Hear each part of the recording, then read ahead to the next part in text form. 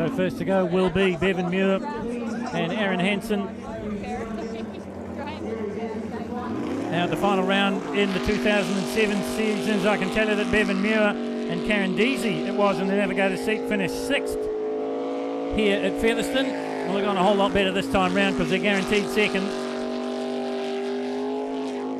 And I just wondered if they're guaranteed 2nd on the championship title chase as well, because let's recap as we go into this one. Andrew Guthrie was 2nd on points. He was 6 points behind Rex Bryant, but Bevan Muir was only 2 points behind Andrew Guthrie. Andrew Guthrie didn't make it through to the top 8, so that means the points stepped up a little bit. Bevan Muir did. Bevan Muir is going to get 29 points here. If he gets 2nd, he's going to get 30 if he wins it, and that might just be enough to get up into 2nd in the title chase. Let's have a look at this run. He was 21.20 at the split. What's he going to bring it home with?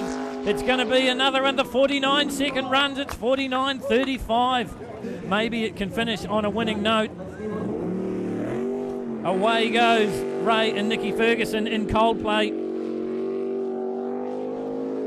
Well, you've seen Dad Ian have his troubles in Eltherm, the superboat. This is Eltherm, the Kems Group A boat, and this is Ray and Nicky Ferguson doing what they do well, and that is respond to a bit of pressure. As I said, the only ones in the 48.72 in the previous round. We start with a clean slate. The times don't mean anything. 20.94 at the split as opposed to the 21.20 of Bevan Muir, so they're fastest at the halfway mark. Now, can they bring it home quickly? Heading up to the spot that cost Sam Newdick in the lights. Not going to be a problem, is it, for Nicky and Ray Ferguson? No, it isn't. Heading down towards the finish line now. What's the time going to say? It's another 48-second run. It's a 48.69. So they end their season as they started it with an overall win in Kems Group A. Ray and Nicky Ferguson are the champions here at Featherston. As our live internet broadcast continues right around New Zealand and right around the world. Hope you've enjoyed our coverage wherever you've been watching it. And look forward to more. Away goes Daryl Hutton in Big Chief. Pulled one out of the bag in the last elimination with a 48.428. Once again, they've probably made subtle adjustments to the boat, and the whole team's all gathered up watching this. And people are on their feet all around the arena here at Featherston. They know they're going to see something special here. 20 dead at the split for Daryl Nuts Hutton in Big Chief.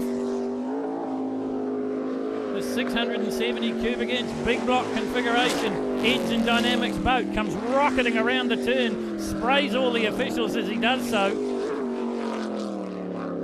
20 dead at the split. Are we going to see another 48-second run? Runs it down toward the finish line now. It is a 48.17 for Daryl Hutton. What if they didn't have teething problems with a brand new boat? But ifs don't cut it. It's about the performance, and that's what we're about to see here from Richard Burt and Roger Maunder. Just put this in the back of your mind. Their last run, 45.06. Nearly a 44. What we saw last year, 19 flat at the split. I was going to say we saw last year the complete dominance in Boat Repair's superboat from one Peter Coey, and I said to Richard Burt, his performances over the last 3 rounds have been Peter Coey-esque. And he is going to back that up with this run here. 19 seconds flat at the split. That's his fastest split.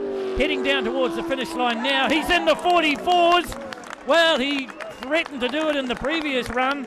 44.53. There's no answer to that. And Richard Burt finishes his Boat Repair's superboat season in fine style. What a performance for the funeral director from Palmerston North. And what about his co-driver, the oh-so-calm Roger Maunder. These guys have put on a class in the last few rounds. He won round 4, he won round 5. He could have very easily won round 3, but they had an engine fire that stopped them getting through. But boy, oh boy, he's won round 6 and in emphatic style, 44.53. And it certainly is an academic, because, of course, what they've got to do is post the time. And that's what these guys have got to do as well. Dave Stone and Steve Greaves. TUI Craft Jet Boats are the sponsor. It's a 406 Chevy, runs around about 500 horsepower. They've proven over the last couple of rounds that they are one of the combinations to beat in the Jet Pro Lights. But they are up against, the proverbial rock and a hard place, because Sam Newdick has proved since round number 2 that he is the one to beat in the Jet Pro Lights. First to go. Is it an advantage? Is it a disadvantage? They've got to post a time.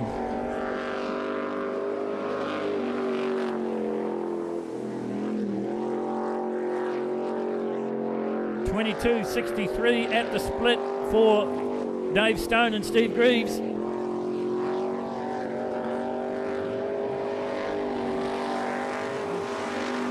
And once again, they hardly get off the throttle as they bank it into that right-hander and head back up towards the top end of the course. Now they're up by the big crowd.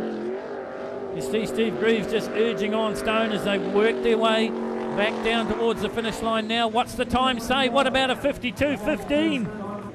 Now, what can Sam and Nick do about this?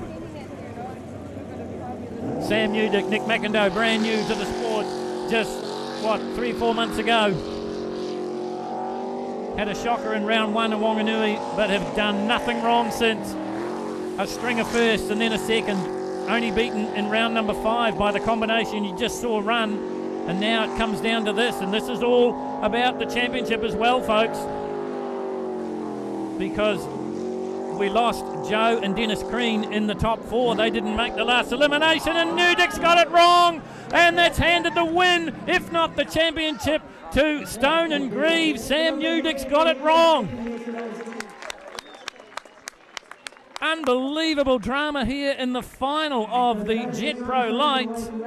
And it's the first time, I think, all season that Sam Newdick's done something wrong.